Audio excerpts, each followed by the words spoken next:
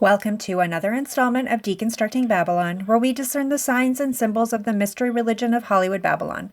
I'm the Discerning Clerk, and I use a biblical framework to deconstruct my favorite movies from the 90s. I wanted to start by saying thank you for the encouragement I received from a few videos ago. I'm incredibly grateful for the small but mighty audience that shows up here, and for the free platform that's available here on YouTube.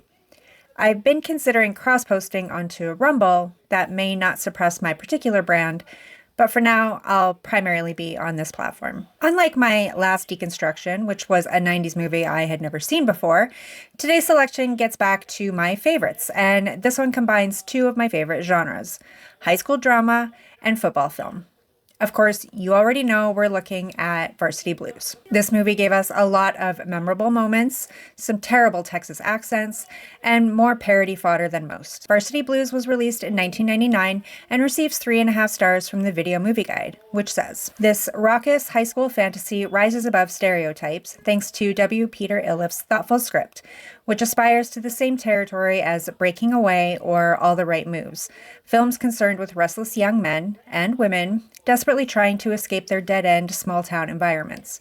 In West Canaan, Texas, the best hope is football, and the players are elevated to the status of local gods. An amiable second-string quarterback, James Vanderbeek, doesn't take the game all that seriously, and his abusive monster of a coach, John Voight, couldn't care less about the means, as long as games are won in the end. The resulting conflict is reasonably convincing. The tale may be wholly predictable, but it's told with honesty, conviction, and a sound moral foundation." Rated R.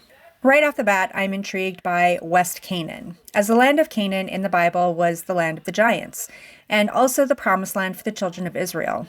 It makes me wonder what else we'll see in Varsity Blues. The movie opens with some idyllic shots of a small Texas town, with a hazy sky overhead. We get a voiceover from backup quarterback Jonathan Moxon, and he talks about the law, specifically the law of the land that all citizens abide by. In West Canaan, Texas, there is another society, which has its own laws. Jonathan, or Mox as he's called, talks about football dictating the law in West Canaan. So his education and indoctrination began when he was barely double digits. But now Mox is a high school senior, and it seems like the best years of his life are behind him.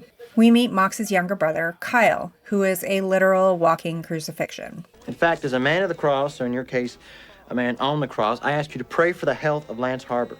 Lance Harbor is the starting quarterback, and is the very reason Mox doesn't get any playtime.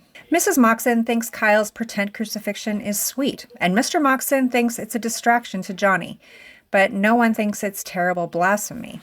Kyle will go on to cosplay many different beliefs, religions, and worldviews throughout the film, but this depiction offends me. We meet fellow player, large linebacker Billy Bob, who arrives to drive Mox to school.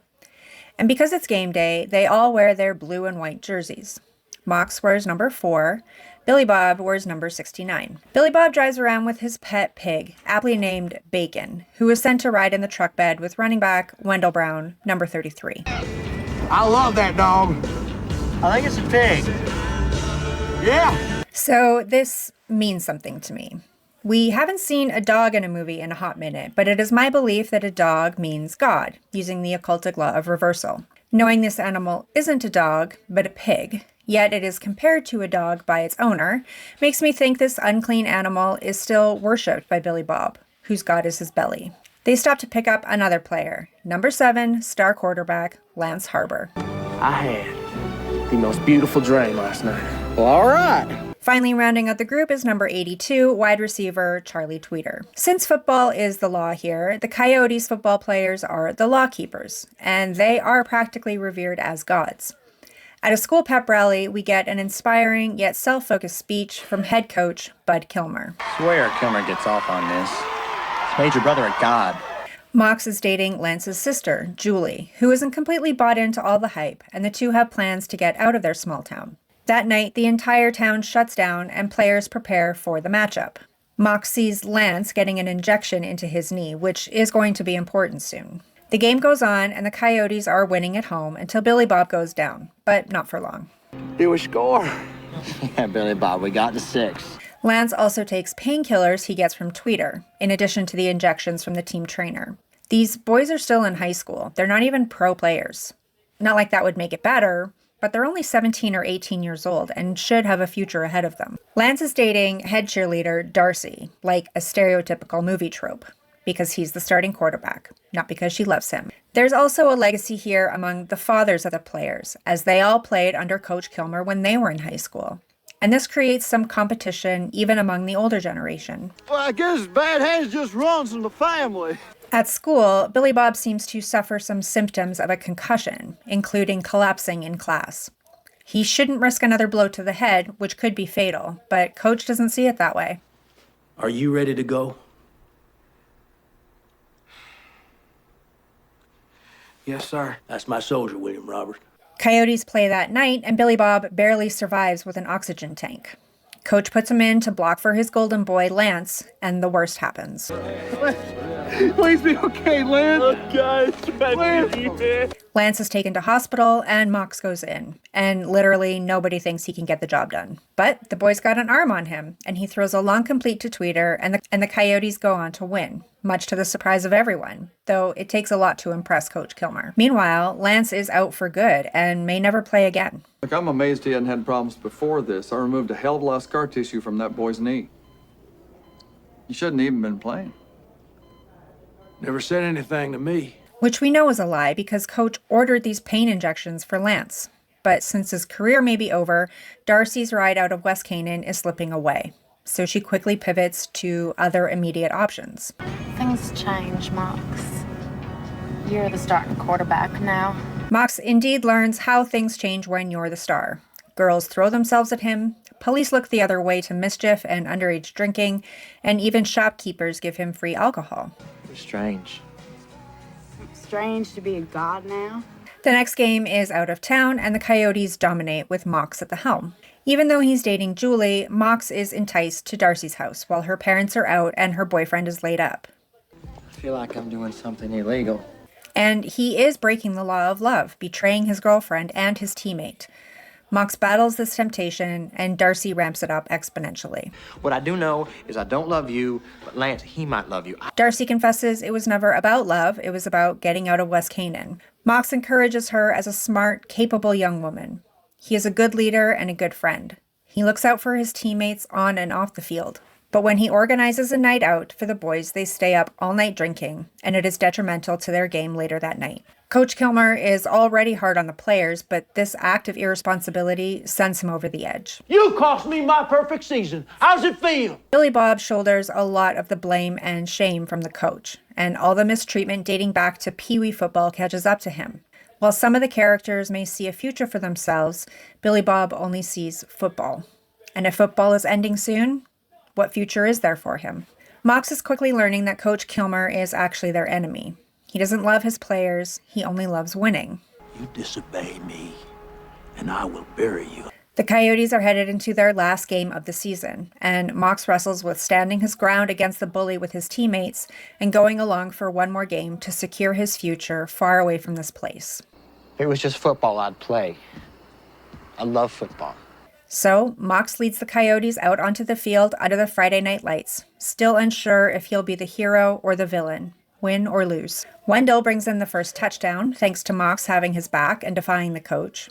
Their opponents are no slouch and quickly return points. At the end of the first half, Coyotes trailing 14-7. Wendell takes a big hit, and coach and trainers try to fix him up with an injection and get him back on the field. But the players, including Lance on crutches, defend Wendell and his future. I swear to God, on my mother's grave, I will rip your arms off and beat you to death with them.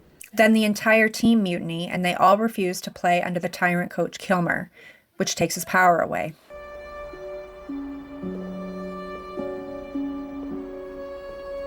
Mox gives a rousing speech, and the team are reignited to play for the love of the game.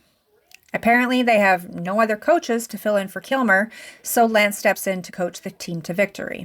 Where in the world is Bud Kilmer? Did you hurt his feelings? Kilmer is, in fact, admitting defeat and packing up his office while his team is on the field.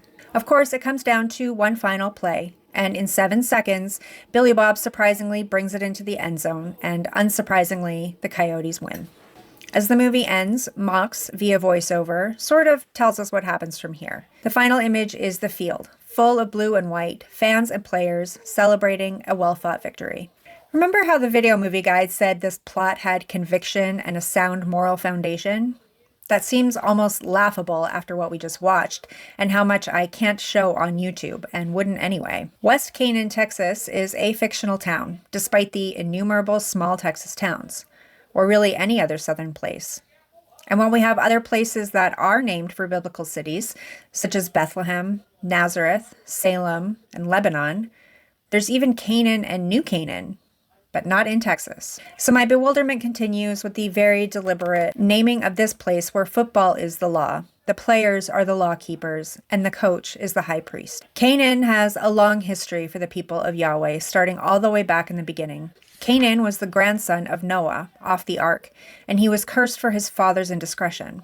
Abraham lived in the land of Canaan, and so did Jacob with his sons until the famine became so bad and they moved to Egypt. Canaan was always the land Yahweh wanted for his people, but in their absence, other nations moved in. Wicked, pagan nations who worshipped false gods, sacrificed their children, and thrived among giants. And my bewilderment stems from this dichotomy.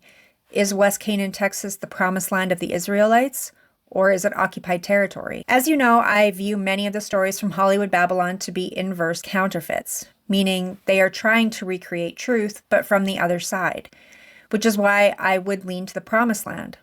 The law exists, even if it is football. The priesthood exists, and the legacy of the priesthood is established, with fathers and sons serving under the high priest, the coach. The video movie guide said that the coach wanted to win no matter what it takes, but he wasn't willing to lie, cheat, or gloat. He held his players to an impossibly high standard, and he got his results through brutality towards them. Yet when he overheard the police officers speaking poorly about their behavior off the field, he defended them and ensured they would always be available to play. My boy's too much trouble for you. Oh, no, Coach, they're just kids. The players are the priesthood, enforcers of the law of football. The blue of their uniforms reflect the all-blue ephod worn by priests. Their loyalty to their coach, respect of their lineage, and the law of football being the only way of life. I felt like there was even some symbolism in the numbers the featured players wear. Wendell wears number 33, the only reference to Freemason duality that I saw. Billy Bob, number 69, which seems to be a nod to the sex act and the gluttonous nature of his character. But it was the two quarterbacks who wore numbers more closely associated with the Messiah. Lance wears number 7, the seventh day of history, the Sabbath day, when Christ will return and set up his kingdom. And it tracks because Lance takes up the high priest/head coach mantle, and Mox wears number 4.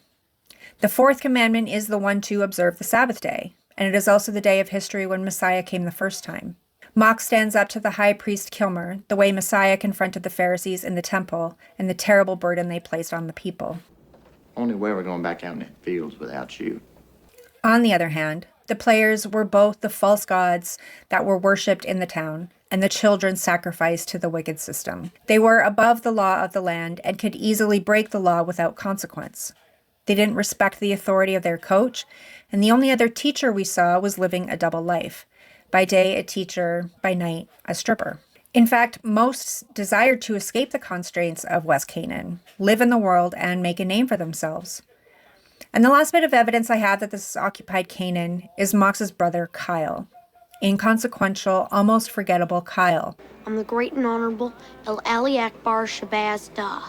Kyle, who would cosplay as the crucified Christ, a Buddhist monk, a devout Muslim, and a cult leader. Kyle, did you start a cult? Yep. That's so sweet. And all this seems evidence to me of the many nations that came to Canaan and brought their own belief system. These were the very reasons Yahweh commanded all people and animals in the land be destroyed, lest his set-apart people be defiled by their practices. It's just for grins. Don't get your panties in a bunch. So, that's all I have for today. Thank you for enduring to the end. Give the video a thumbs up if you agree and a thumbs down if you disagree. Comment below what you think I missed with this one and to suggest any 90s movie you'd like me to deconstruct in the future. Subscribe to the channel if you'd like to see more content like this, but don't follow me. Follow the one who saves you. And until next time, keep looking up.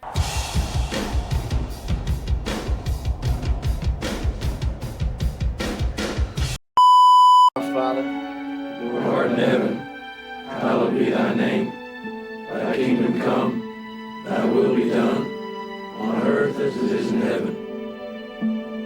Give us this day our daily bread, and forgive us our trespasses, as we forgive those who trespass against us. And lead us not into temptation, but deliver us from evil. For thine is the kingdom, the power, the glory,